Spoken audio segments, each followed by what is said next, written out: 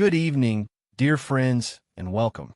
Outside, the village of St. Mary Mead lies beneath a quilt of soft white snow, rooftops glimmering under the glow of lamplight.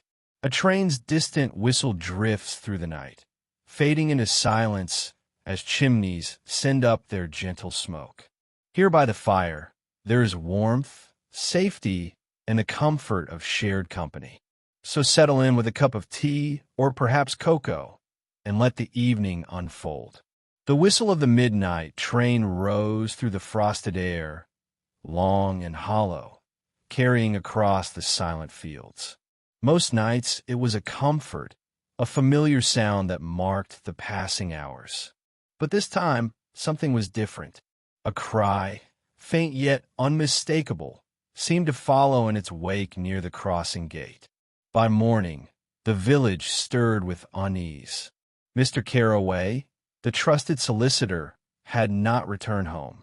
His leather case was found abandoned beside the frozen track, papers scattered like fallen leaves. Why would a man vanish on a midnight train ride, just a yard from his own home? Chapter 1. The Village Awakens. The morning broke with a pale winter sun, thin light falling across the rooftops of St. Mary Mead. Snow still clung to the hedgerows and garden gates, softened by a crisp layer of frost that made the air sparkle. Life in the village, though slowed by the cold, stirred as it always did. The baker's bell tinkled as doors opened and shut, while the scent of warm bread carried into the street, mingling with wood smoke. It was here at the heart of the village that the first whispers began to spread. Mrs. Hartley, the baker's wife, leaned across the counter with an air of importance. "Have you heard?"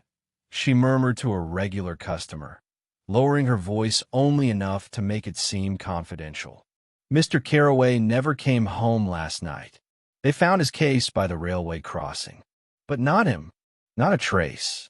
Her eyes widened in just the right way to suggest that she, too, was deeply unsettled, though in truth she rather enjoyed being the first to say so. Within minutes, the news traveled down the line of shoppers, carried on in fragments and embellishments. At the post office, Mrs. Partridge, who prided herself on knowing every letter of the day, nodded gravely as if she had expected something of the sort.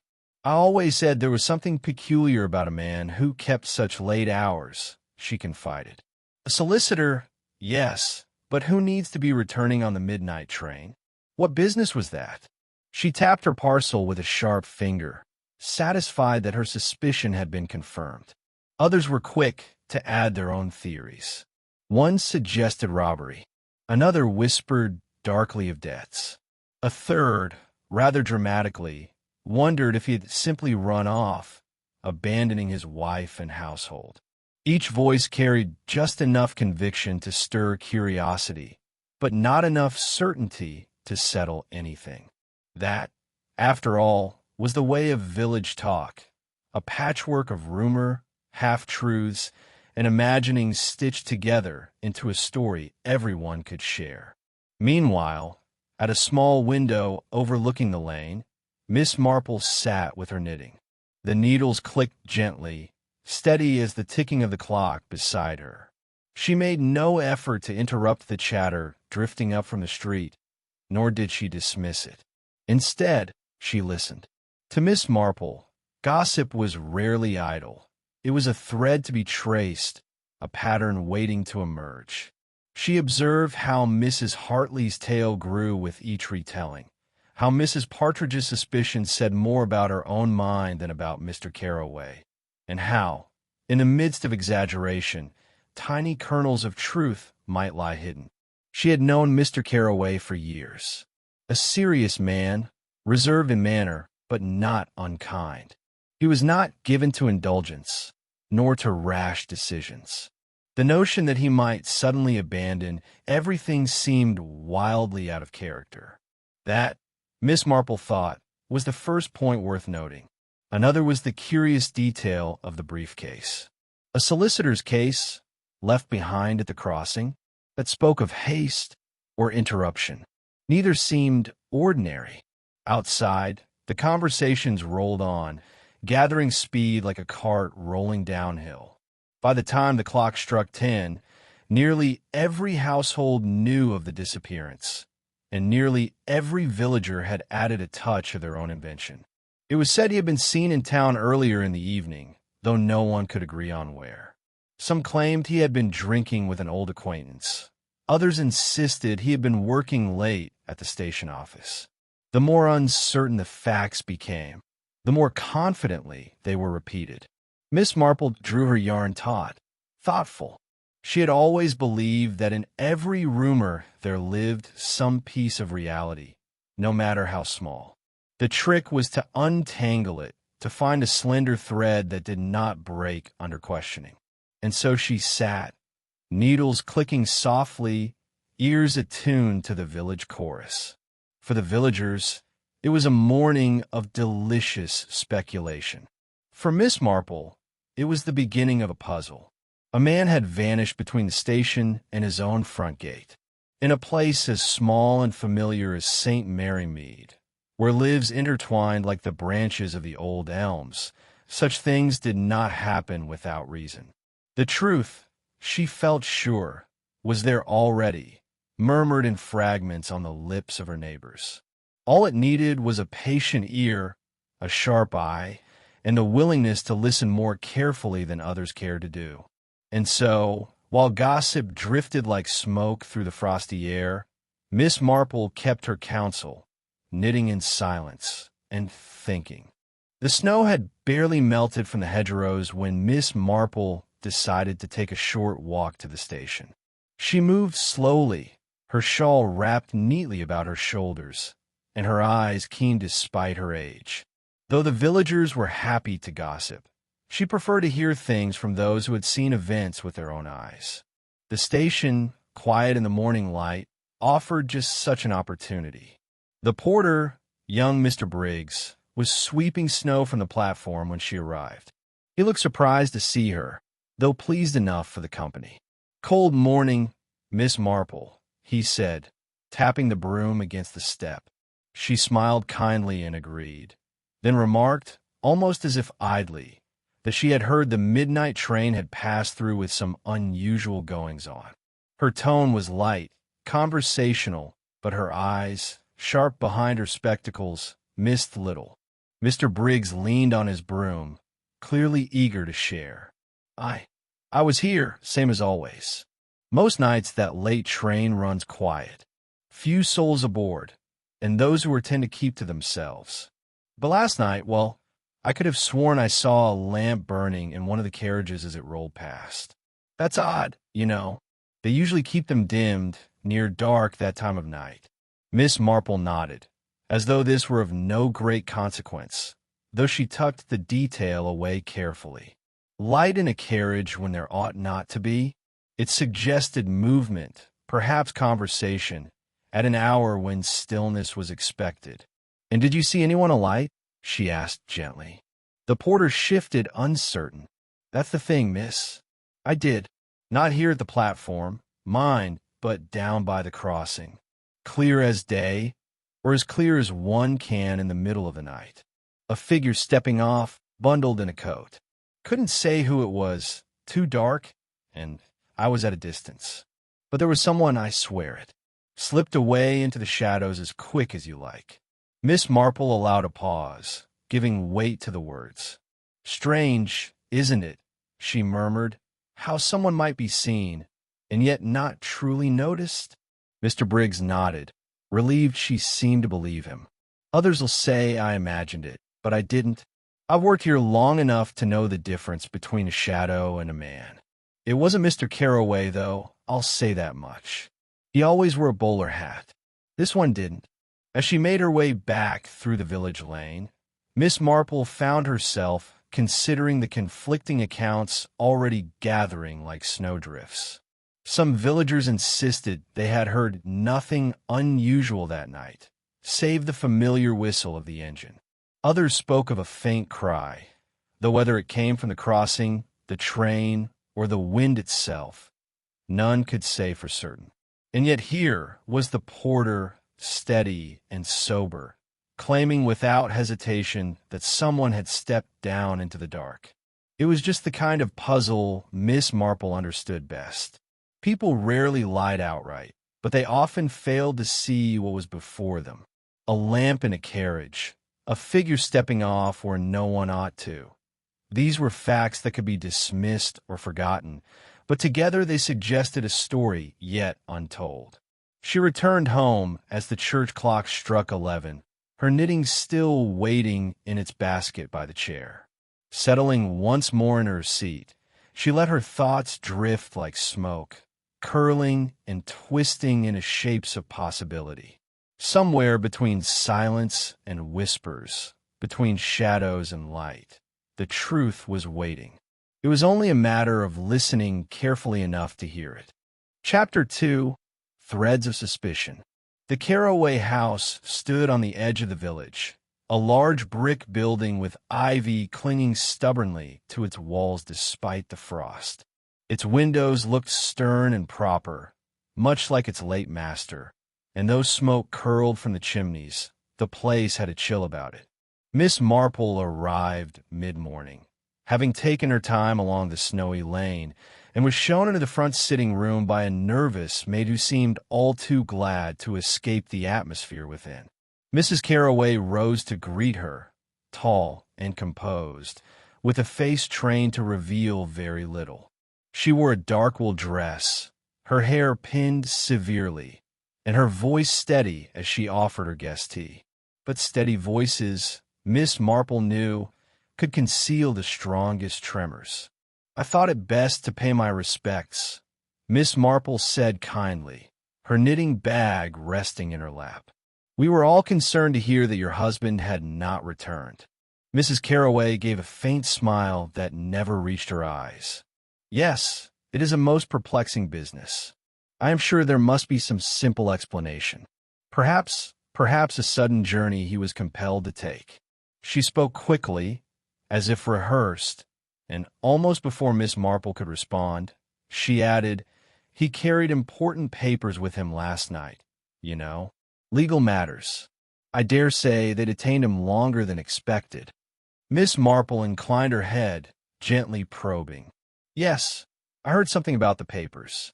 Yet I understand his case was found at the crossing." At this, Mrs. Carroway's fingers tightened on her teacup. "So they say. But my husband was always most careful with his belongings. I cannot believe he would abandon them. It is possible, of course, that someone took them from him, or planted them there." The words tumbled out quickly, sharper than before, and Miss Marple noted the shift. A moment ago, the papers had been a simple explanation for delay. Now they were a point of anxiety, perhaps even fear. "I wonder," Miss Marple said softly, "what sort of business keeps a man of his age upon the midnight train?" For the first time, Mrs. Carroway faltered. She opened her mouth, closed it again, then gave a vague shrug. "There are always matters, clients in town, late meetings, correspondence to deliver. You know how it is." But her eyes betrayed a flicker of doubt, as though she herself knew how thin the explanation sounded. Miss Marple sipped her tea with composure. "Indeed, though it is curious how the smallest detail can change a story altogether. People remember little things, you see, like the porter who swears he saw a figure alight at the crossing. But who, one wonders, could that have been?" Mrs. Carroway's cup rattled slightly against its saucer. She recovered quickly, but not quickly enough. "The porter must have been mistaken," she said, more sharply than intended. "At that hour, shadows play tricks. I should not rely too heavily on such accounts."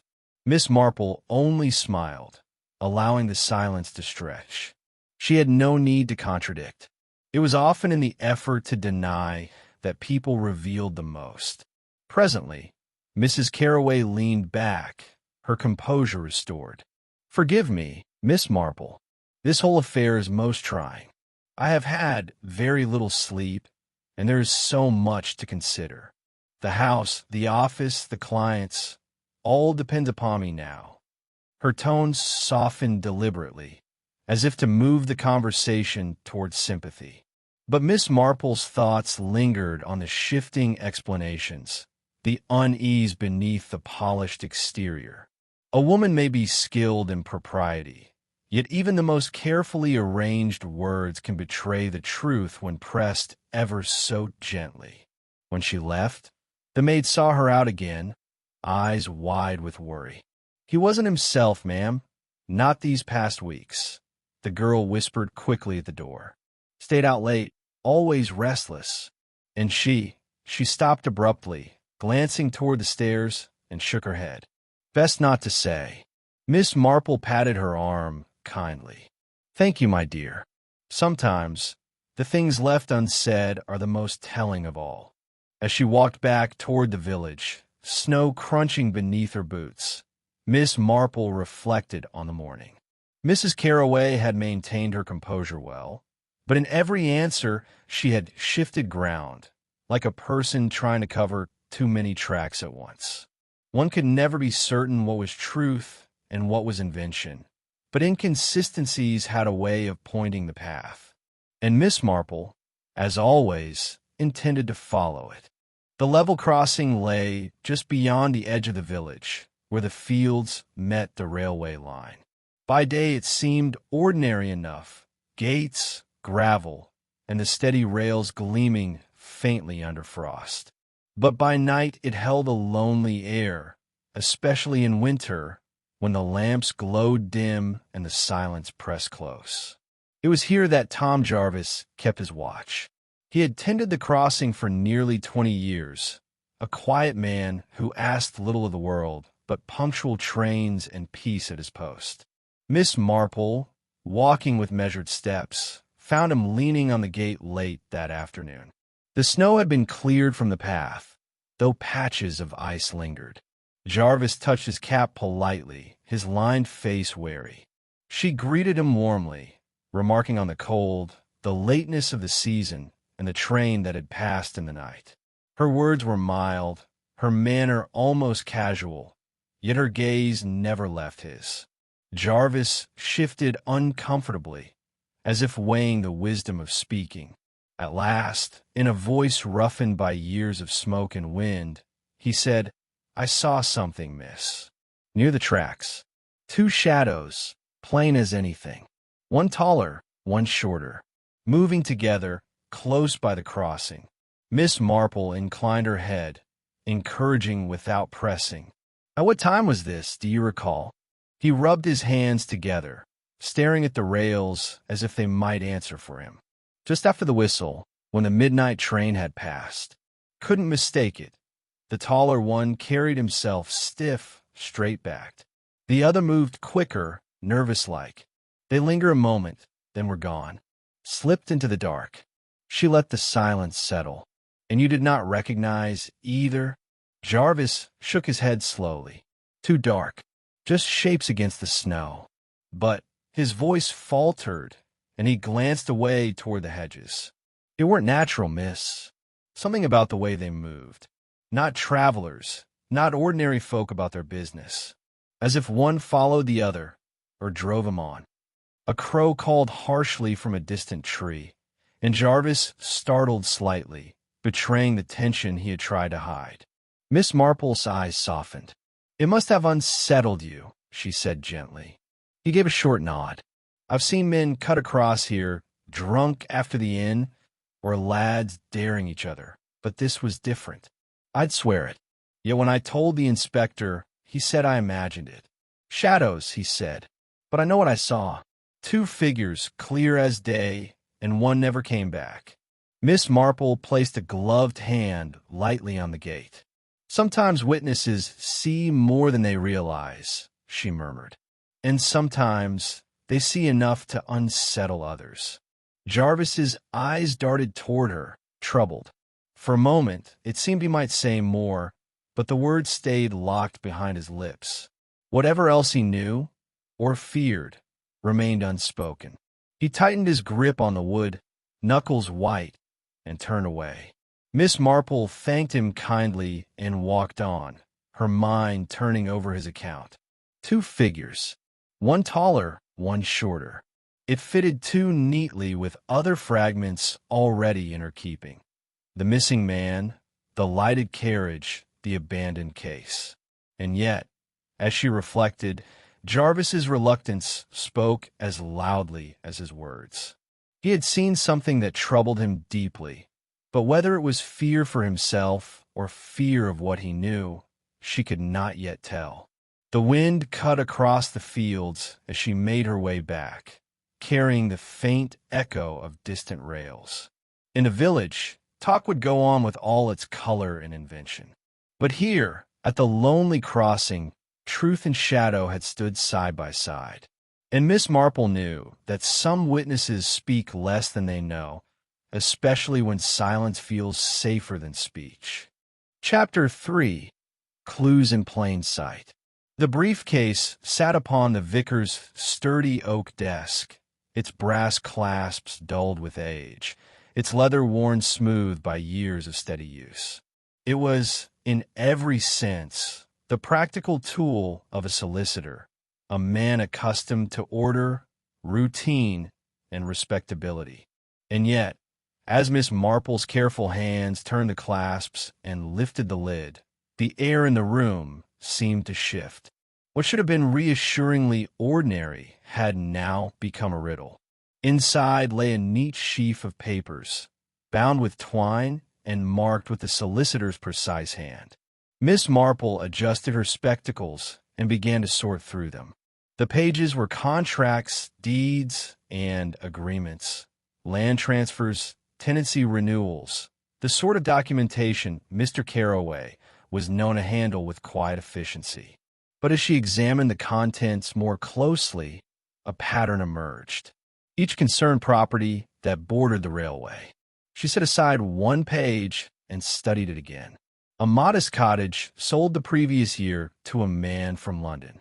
Another parcel of farmland leased to an unfamiliar name. A curious cluster of small but significant transactions, all abutting the line where trains thundered through the village each day. The vicar, hovering nearby with polite curiosity, ventured, "Does it signify anything, Miss Marple?" She gave a small smile, faint but telling. "It is always worth considering what ties things together, Reverend. In this case, the railway appears to be the common thread." He nodded gravely, though it was plain he saw no more than words on paper. For Miss Marple, however, the pattern prickled at her mind. She shuffled carefully to the bottom of the pile and stopped. The twine was neatly knotted, the stack secure. Yet the numbering on the folios told another story. Between page 6 and page 8, there should have been a seventh.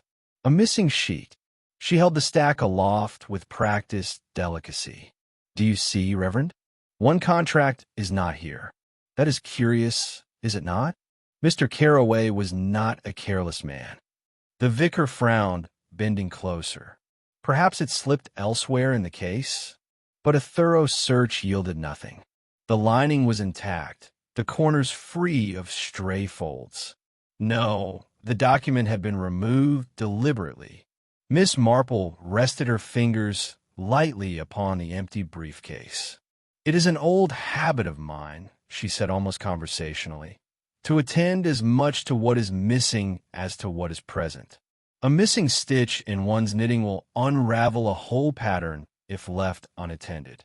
The same, I think, may be true here." She reflected aloud, almost to herself. Someone wanted this case to be found. The papers were left behind, but not all. The absence of one page is too precise to be accident, and the one who took it must have known exactly what he or she was seeking.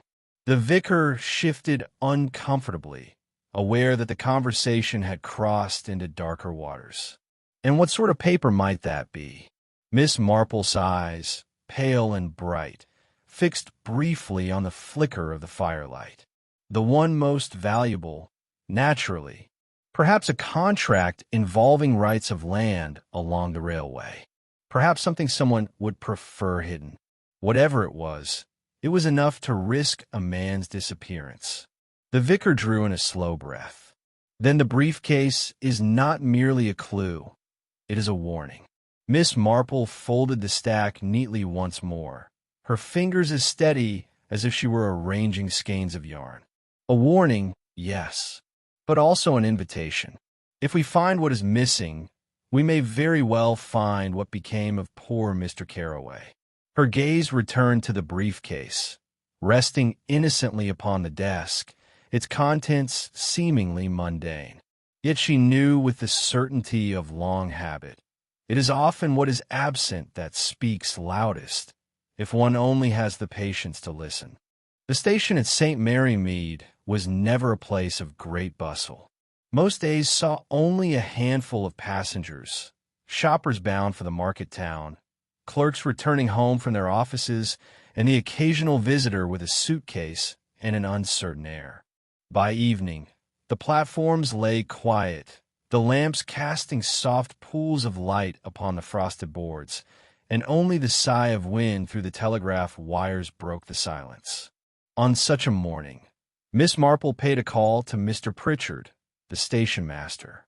He was a tidy man of middle years, known for his punctuality and for keeping the brass fittings in his office gleaming as bright as his pocket watch.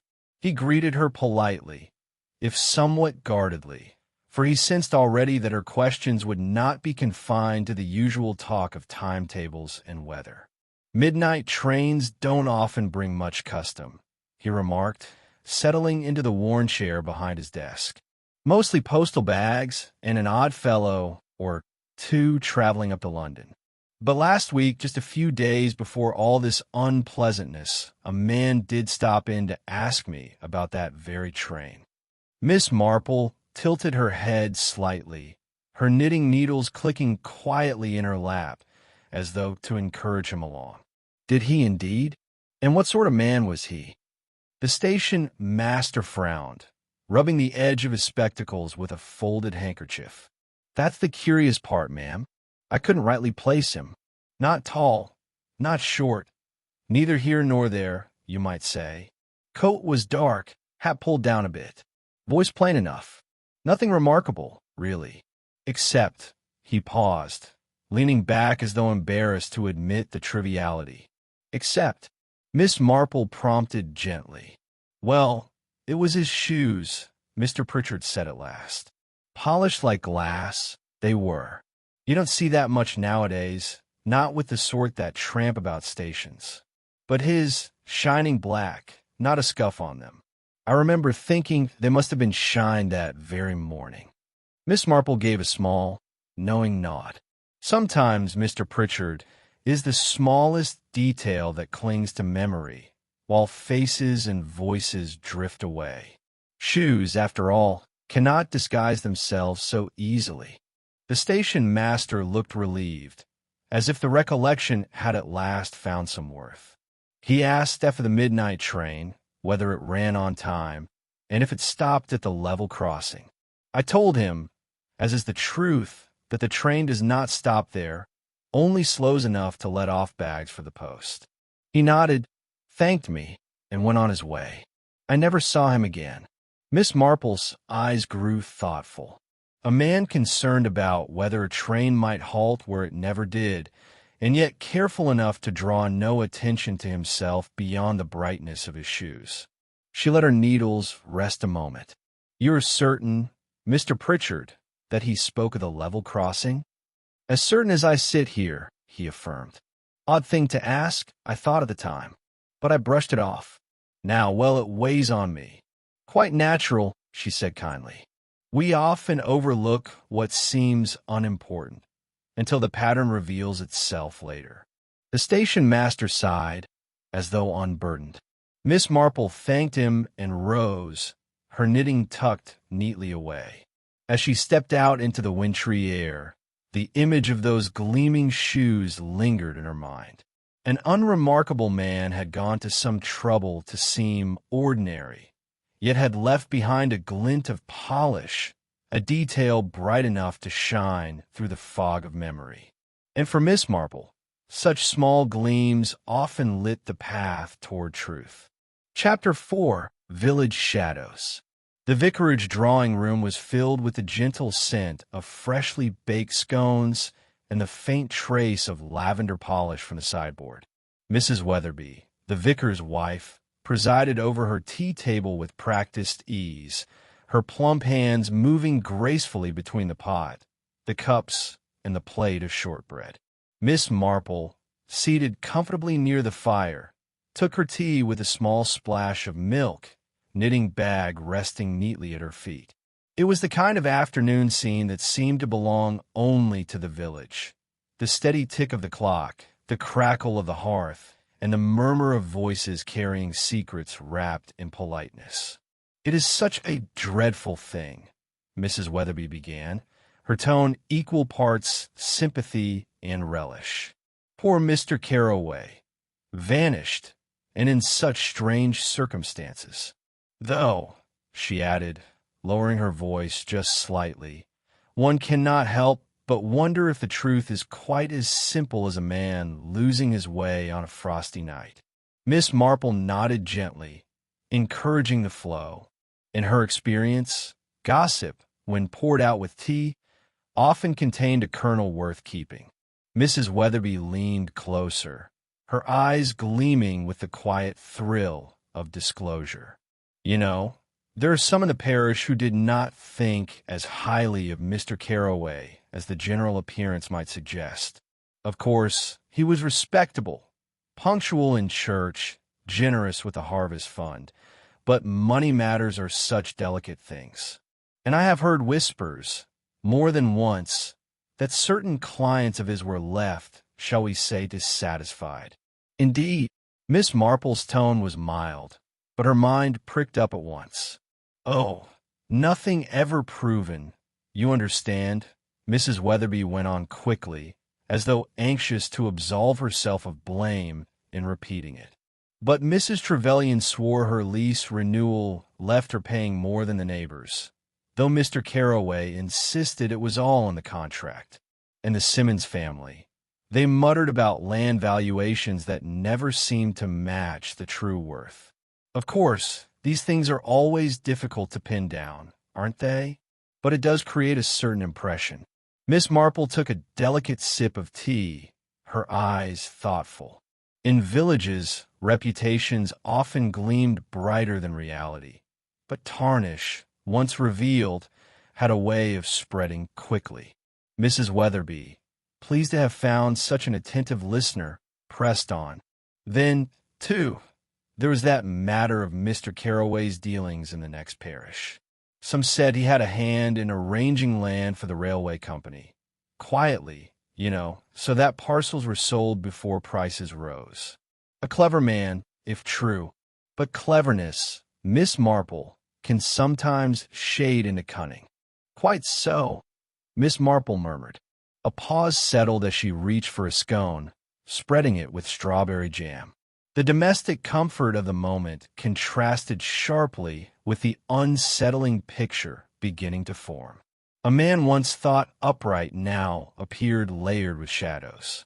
Mrs. Weatherby sighed, though not without a trace of satisfaction at having imparted so much.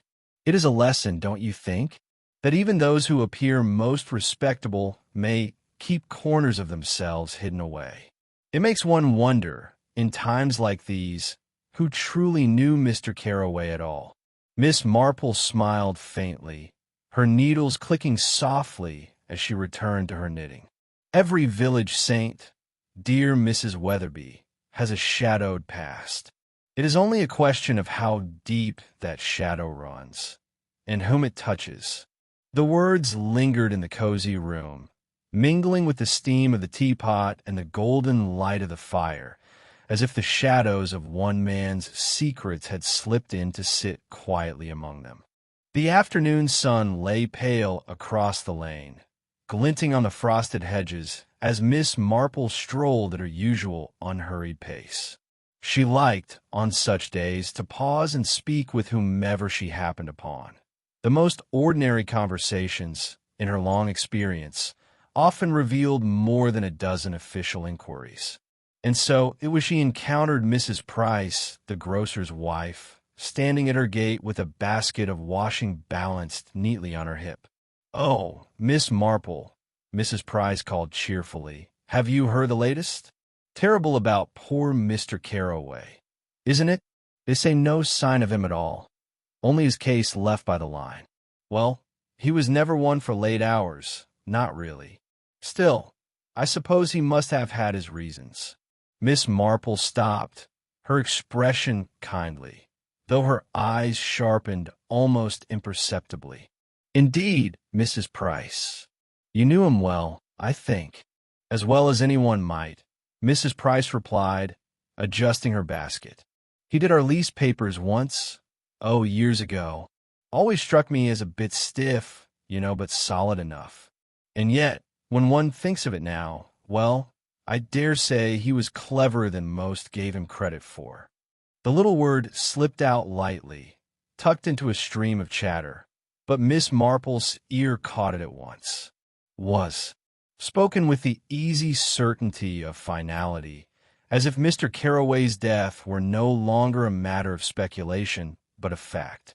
Miss Marple's knitting fingers twitched in her pocket, though she gave no outward sign of alarm. Instead, she asked, as mildly as ever, "Was he, do you think?" "In what way?" Mrs. Price leaned closer, lowering her voice though the lane was empty.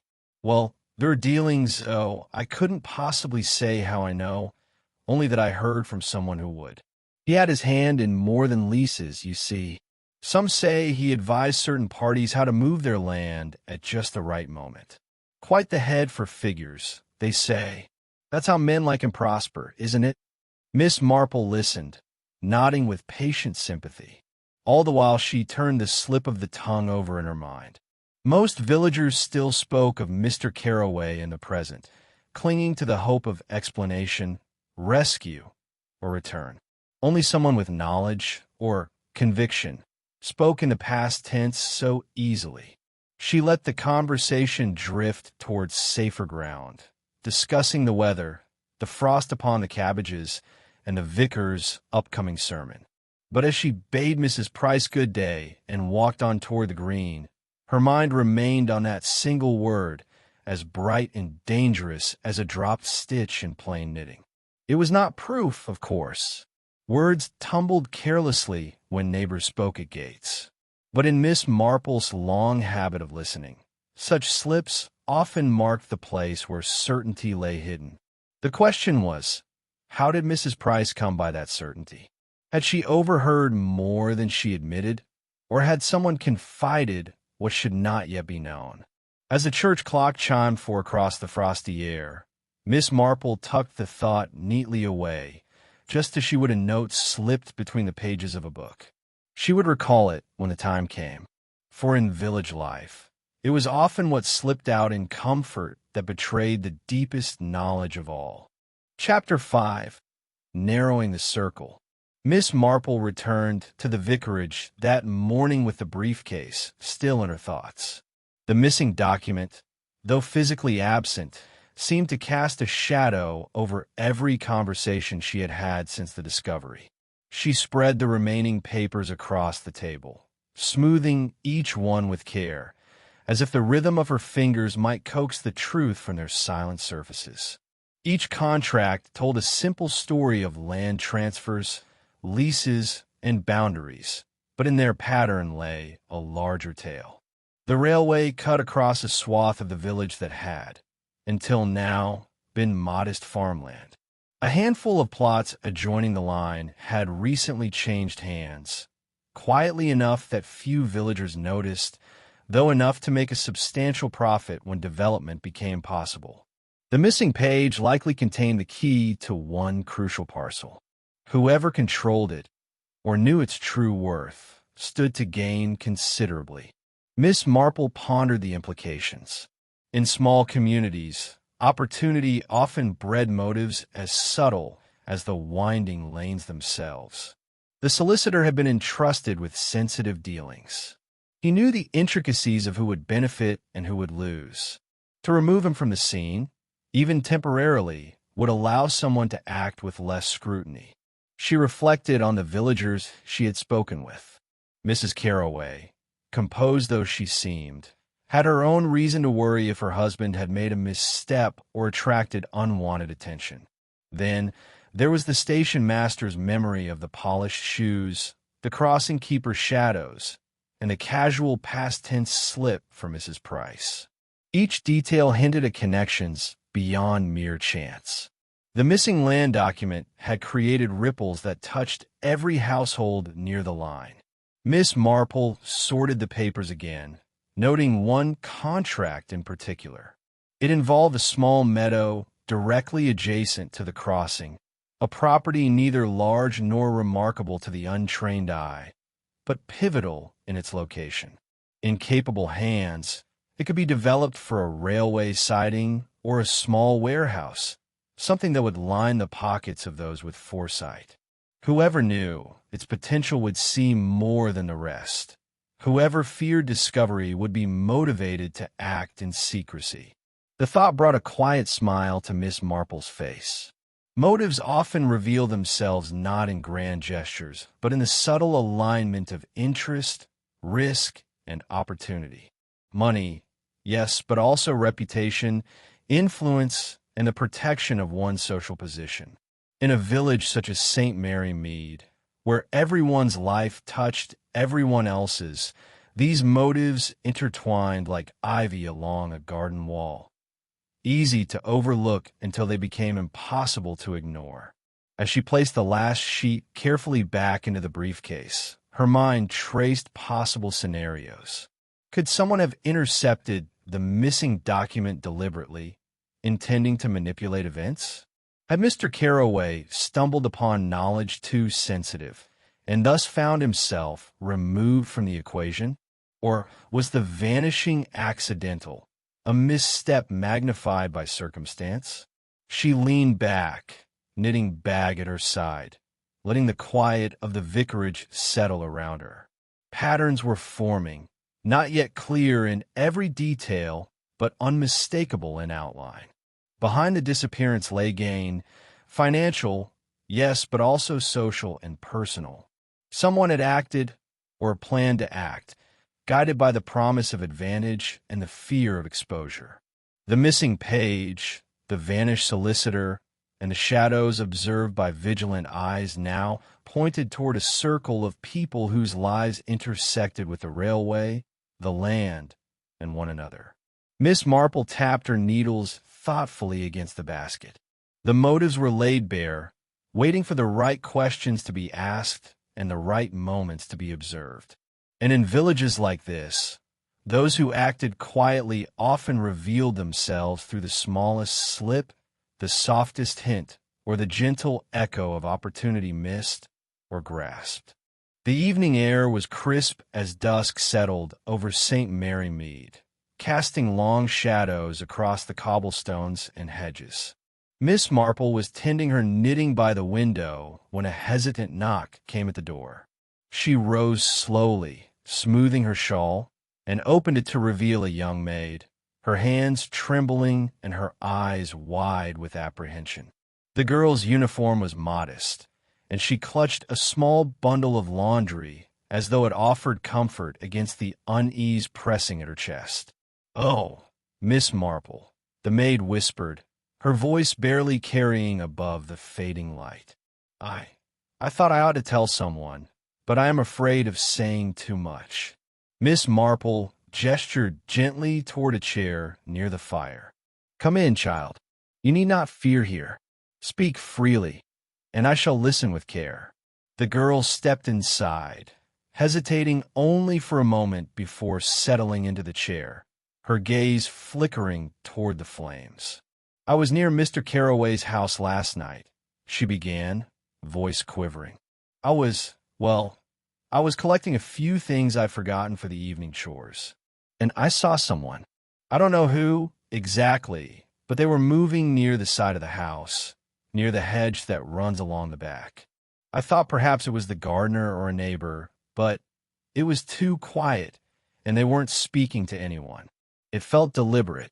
Miss Marple nodded, encouraging her to continue without pressing too hard. "You noticed this person alone, then? Did they linger or move quickly?" They moved quickly, the maid replied, wringing her hands. I thought about calling out, but I didn't want to make trouble. And I fear it might be dangerous. It was so late, and the shadows were long, and Her words faltered, but Miss Marple's calm presence allowed her to continue, filling in the pause. You did the right thing by coming forward now, Miss Marple said softly. The quietest voices often hold the loudest truths. Even a fleeting glimpse can reveal what others overlook. She leaned forward slightly, taking the girl's hands in her own for reassurance. Did you notice anything else? Clothing, footsteps, or perhaps something left behind? The maid shook her head, her fear evident, but her memory sharpening as she thought. Nothing was clear, except that they seemed to avoid the front windows, moving along the side where the garden gate opens. And there was a faint glint, perhaps a button on a coat, or a clasp catching the lantern light. I only saw it for a moment before they disappeared toward the road. Miss Marple's mind worked swiftly, connecting this fragment to the other clues she had gathered. The missing land document, the shadows at the crossing, and the polished shoes reported by the station master. Each piece, seemingly minor, now hinted at deliberate movement, careful timing, and a presence in the village that had gone unnoticed by most.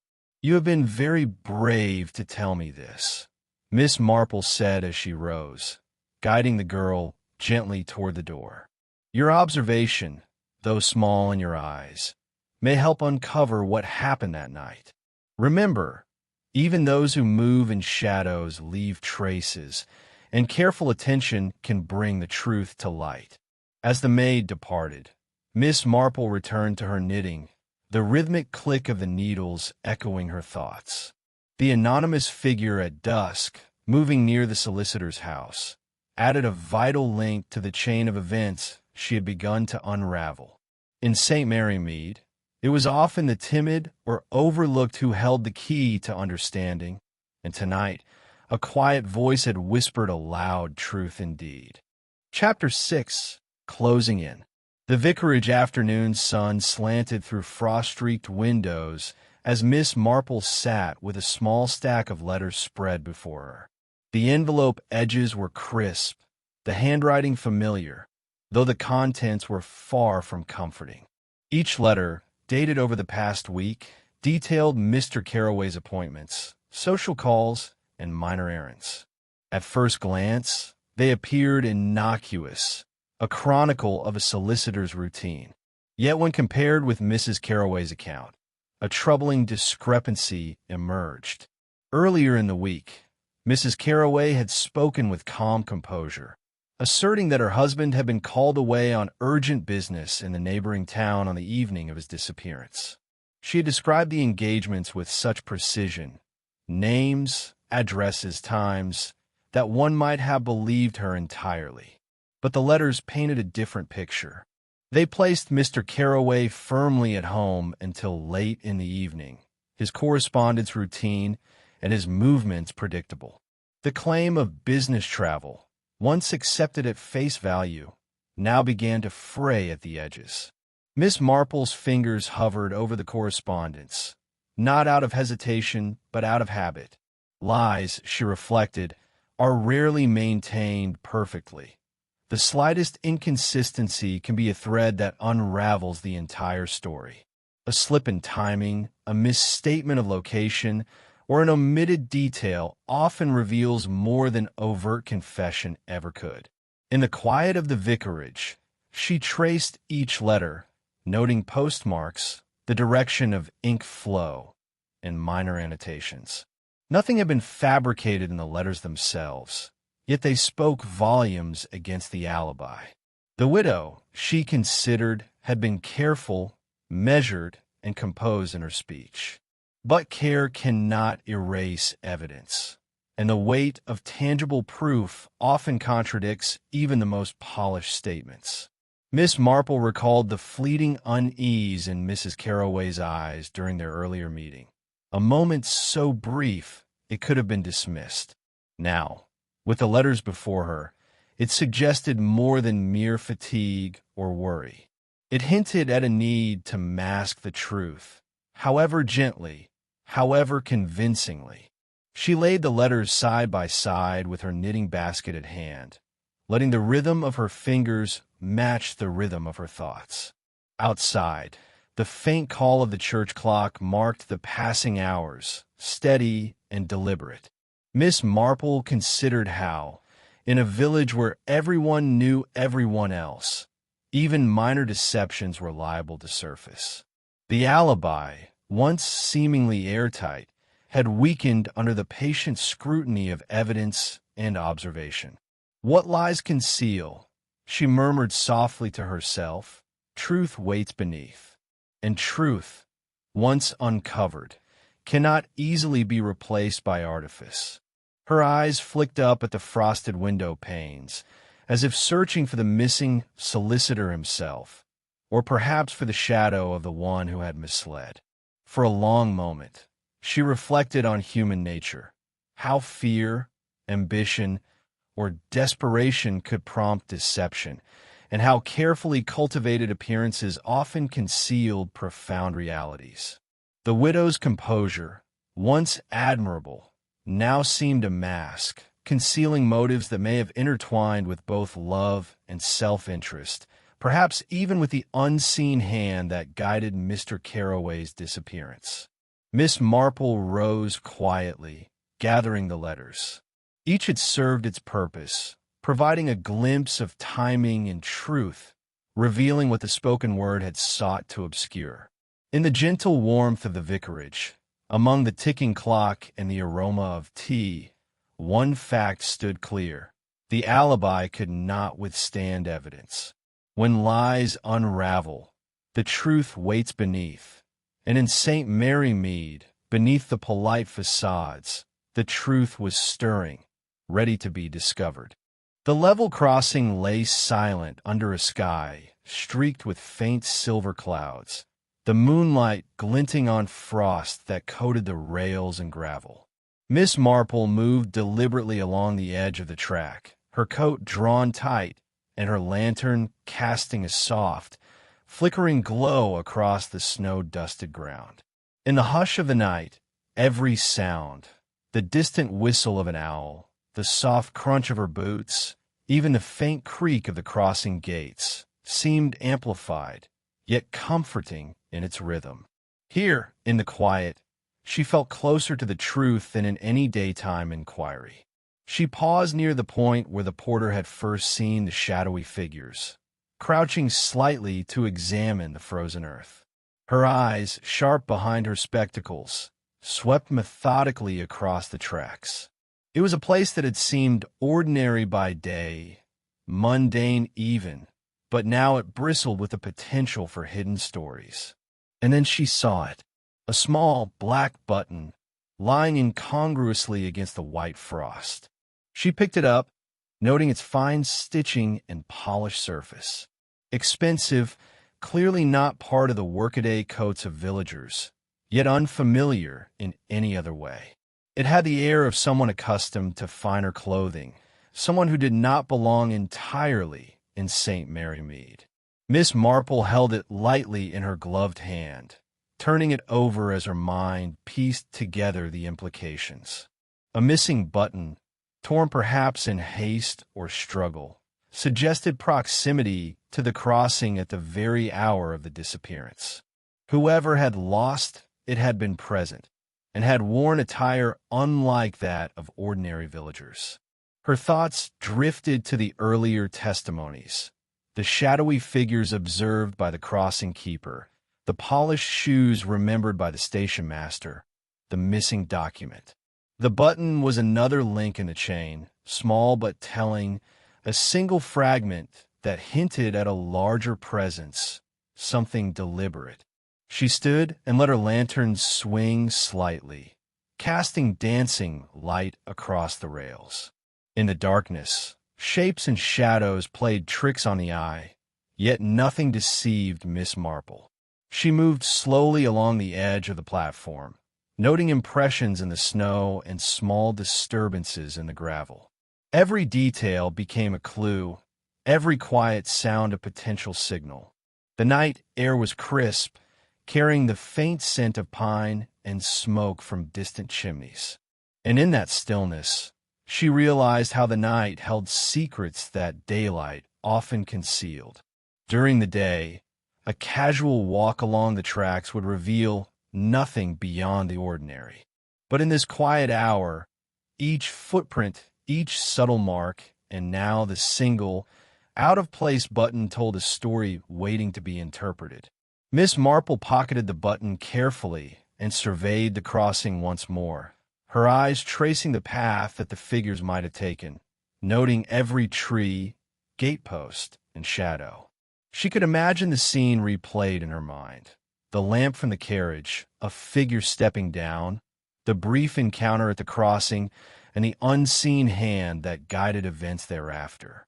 As she made her way back toward the village, the cold brushing her cheeks and the moonlight illuminating her path, she reflected on the power of observation. Small fragments, shoes, letters, buttons, could outshine conjecture, providing clarity in a world otherwise muddied by assumption. And in St. Mary Mead, the night's quiet revelations were gradually assembling a story, piece by piece, for those patient enough to notice. Chapter 7, Revelation. Miss Marple settled into her chair by the fire, the soft glow illuminating the careful arrangement of notes, letters, and sketches before her. Each item had been collected over the past days. The briefcase with its missing document, the letters that undermined the widow's alibi, the station master's memory of polished shoes, the crossing keeper's shadows, and even the small black button discovered beneath the frosty rails. Alone in the quiet of her vicarage parlor, she allowed herself the luxury of reflection, tracing the web that connected each fragment. She began with the papers. Contracts for land along the railway, neatly filed yet incomplete. One sheet missing, apparently removed with intent, suggested that someone sought to control a parcel of property with precision. The question of who would benefit most became clearer each time she traced the neighboring plots, noting the modest homes and small fields whose ownership could shift the balance of advantage. Next came the widow's accounts. Her composure and careful explanations had seemed entirely convincing, yet minor inconsistencies, observed under gentle questioning, revealed cracks in the story. Letters showed Mr. Carroway's supposed business engagements were in fact local and routine, not the extended trips claimed. Miss Marple considered the subtle changes in tone, the almost imperceptible hesitation at points, and recognized the signs of concealment. The eyewitness testimonies completed the picture. The station master remembered shoes so polished they could not be ignored. The crossing keeper had glimpsed two shadows, one taller, one shorter, near the tracks at the critical hour. Each observation, isolated, might have been dismissed. But when combined with tangible evidence, the missing document, the button beneath the snow, the pattern sharpened. Miss Marple laid the items out like pieces of a puzzle, her knitting bag beside her chair a comforting rhythm as she thought. She noted the sequence of movements, the timing of events, and the subtle interplay of motives. Shadows became figures, letters became timelines, and the missing page became a central pivot around which the mystery rotated. Her mind wandered to the villagers, each with their own stake, each subtly implicated by proximity, opportunity, or knowledge. Some had benefited from Mr. Carroway's dealings. Some had reason to fear exposure. And all, consciously or unconsciously, contributed to the intricate weave that now became visible. As the fire crackled softly, Miss Marple smiled faintly to herself. The threads were separate, disparate, even contradictory at times, yet they formed a coherent tapestry when considered as a whole. The missing paper was not merely a document. It was the key. The widow's words were not simply polite avoidance. They were the shielding of motive. The shadows, the polished shoes, the button. They were the footsteps of truth, faint but unmistakable to those willing to follow. Only when threads are drawn together, Miss Marple reflected, does the pattern appear. And now, in the still warmth of the parlor, with the village quiet outside, the outline of the story was emerging, sharper, clearer, undeniable. She could see the convergence of action and intention, the careful orchestration, and the point at which the human hand had touched each event. Miss Marple gathered the papers into the briefcase once more, her mind already planning the next steps. The pieces were in place, but they needed to be presented, observed, and understood by those involved. The puzzle had a shape, and she knew it would only reveal its full truth when confronted with careful attention, patience, and perhaps a small measure of gentle cunning.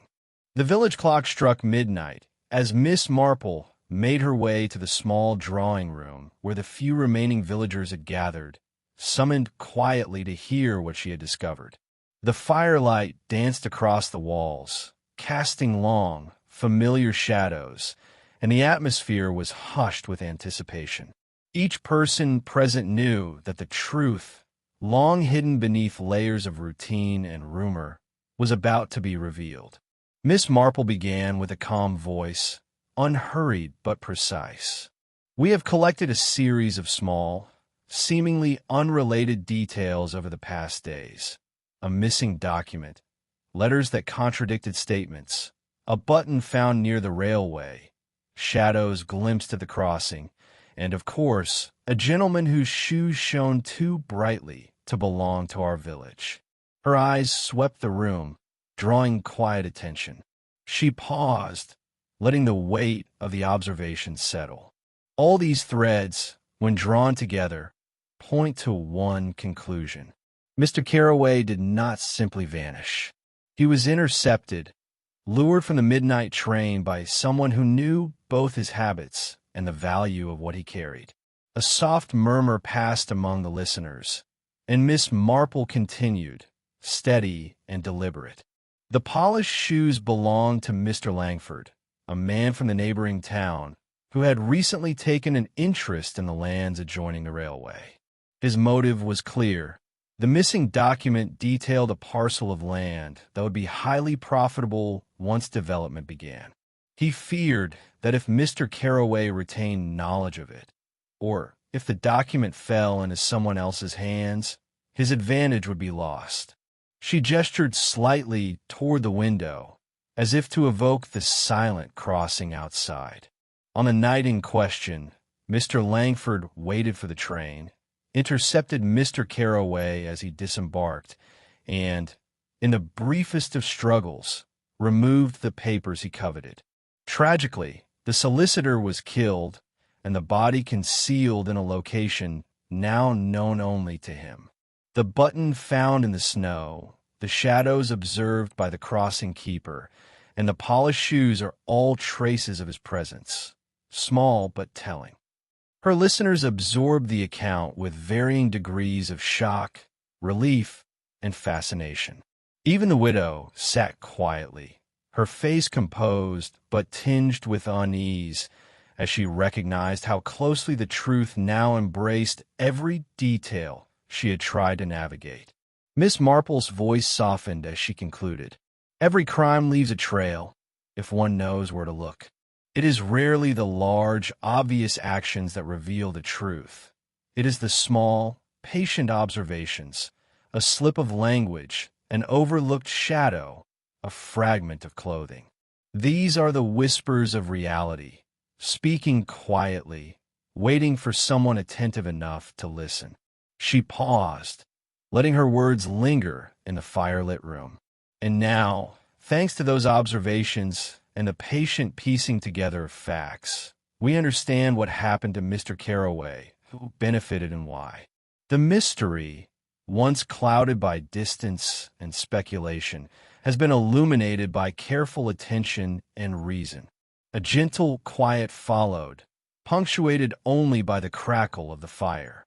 Miss Marple allowed a small, faint smile, aware that the night's revelations had brought closure without drama, that the pattern now stood clear for all present to understand.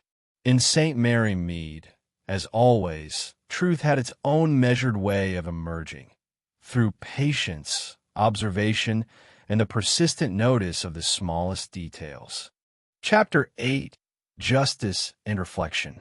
The vicarage parlor was quiet, save for the low murmur of the fire and the ticking of the clock. Miss Marple seated herself with deliberate calm, the briefcase resting on the table before her. Across from her stood Mr. Langford, the visitor from the neighboring town, a man whose polished shoes gleamed faintly in the firelight, reflecting the composed but unyielding resolve of the woman addressing him. The room, though cozy and familiar, now seemed charged with anticipation, every shadow a witness to the moment of reckoning. Miss Marple spoke first, her voice gentle yet precise. "Mr. Langford, I believe you are aware that Mr. Carroway has not returned from his journey. I also believe you know why." She let the statement hang in the air, allowing the silence to amplify its weight. The man shifted uneasily, glancing at the briefcase, then at her. Miss Marple continued, pointing delicately to the papers arranged inside. "This briefcase contains all that Mr. Carroway carried that night. Contracts, deeds, and, most crucially, the one missing document you sought. Its absence spoke loudly, and yet, in your haste, you left behind other traces." She lifted a small, black button from the table. "This belongs to your coat, torn during the confrontation at the crossing. It is a small thing, but one that cannot be ignored." Mr. Langford's composure faltered, just enough to betray the tension he had masked so carefully. Miss Marple leaned back slightly, her knitting bag resting quietly at her side. "Even the cleverest deceiver," she said softly, "cannot hide from quiet truth. Every shadow, every slip, every overlooked detail forms a chain, one that eventually leads us to the answer, whether intended or not." The man's jaw tightened, his eyes darting to the door as if contemplating escape. But there was no escape in a room where observation had been patient and meticulous, where each subtle clue had been noted and fitted into a larger understanding. Miss Marple allowed a moment's pause, letting the gravity of the situation settle in, before continuing. "You lured Mr. Carroway from the train," she said, her voice steady, "to obtain the land contract, believing that his absence would secure your advantage. Tragically, the encounter cost him his life. The briefcase was found near the tracks because you wished it to appear abandoned, but the missing page, your torn button, and your shadow at the crossing speak louder than you hoped." Mr. Langford's shoulders slumped imperceptibly, and he murmured something inaudible, a futile attempt at justification. Miss Marple's gaze remained kindly but firm. "There is no need for further pretense. The authorities have been informed, and your presence here simply confirms what the evidence has already made clear." A soft knock at the door heralded the arrival of the local constable, who stepped inside with quiet efficiency, observing the room and the assembled parties. Miss Marple nodded to him, indicating that all necessary details had been provided. The man from the neighboring town, now pale and subdued, was guided toward the door, the final link in the chain of actions neatly secured. Miss Marple exhaled quietly, her knitting needles resting once more in her lap. The firelight flickered across the room, casting warm, comforting patterns on the walls. What had begun as whispers, shadows, and minor clues had culminated in clarity. The village, though forever marked by the event, could now breathe more easily, its mystery resolved through patient observation and reason. Even in quiet resolution, she reflected, human nature had left its subtle imprints, waiting for someone attentive enough to notice. In St. Mary Mead, as in any village, deception could only endure until the small, telling details were acknowledged, and in this case, justice would follow, measured, inevitable, and calm. The morning sun spilled softly over St. Mary Mead, turning the frost on hedges and rooftops into a glittering tapestry. Smoke rose lazily from chimneys, curling into the pale blue sky, and the village seemed to breathe with relief. Windows reflected the light of a new day, and doors opened to neighbors exchanging gentle smiles, as though the tension of recent days had finally lifted. Even the postman whistled as he made his rounds, careful now to move along quietly so as not to disturb the sense of calm that had settled over the streets. Miss Marple walked slowly along the lane, her knitting bag at her side, observing the familiar rhythm of the village restored. Children ran past on their way to school, their laughter echoing in the crisp air, and shopkeepers arranged their wares with a cheerful precision. The frost-crusted hedges and the neatly swept paths seemed to symbolize more than just tidiness. They were signs that life, orderly and comforting, had returned. At the level crossing, the rails gleamed in the sunlight. The midnight train, which had once carried shadows and unease, now whistled a familiar, reassuring note as it passed by, the sound blending seamlessly with the gentle hum of village life.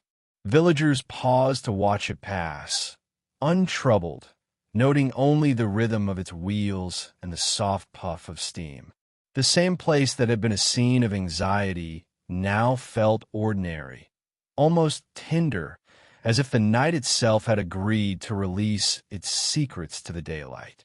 Miss Marple settled by her own fireside, the gentle warmth embracing her as she returned to the comforting ritual of knitting.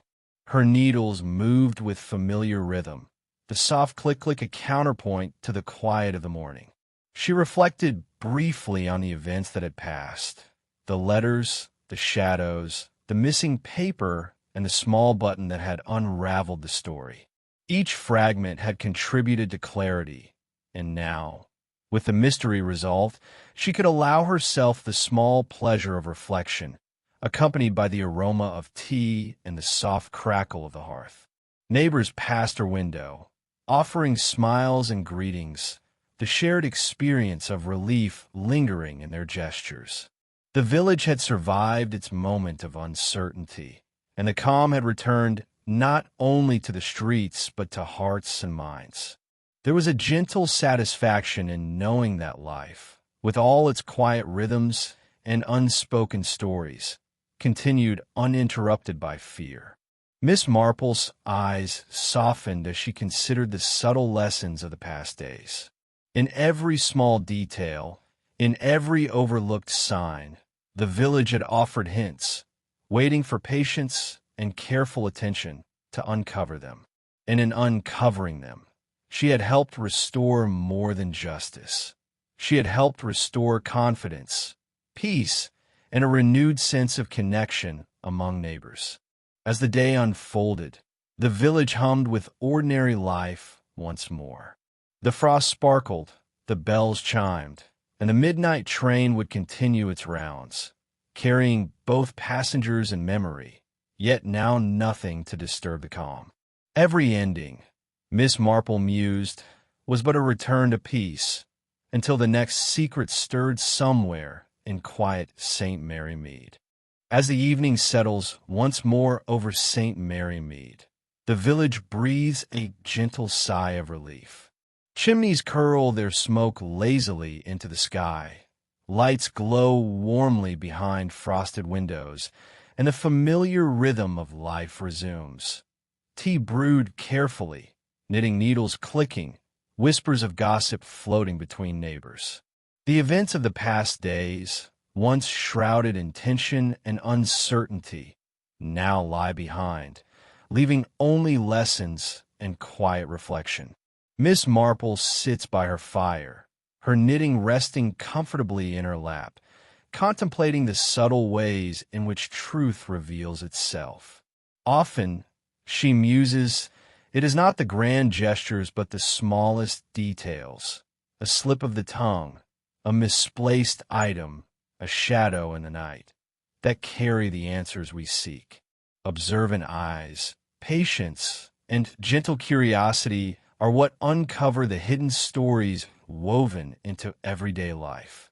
And so, dear listeners, as the village enjoys the calm of another peaceful night, we thank you for sharing this quiet journey with us. Your company, imagined here beside the fireside, has kept these tales alive and warm. Before we part, a question lingers in the air, inviting your reflection. What would you have noticed had you been at the crossing that night? May your evening be peaceful, your thoughts curious, and your imagination engaged, until the next secret stirs quietly in the heart of St. Mary Mead.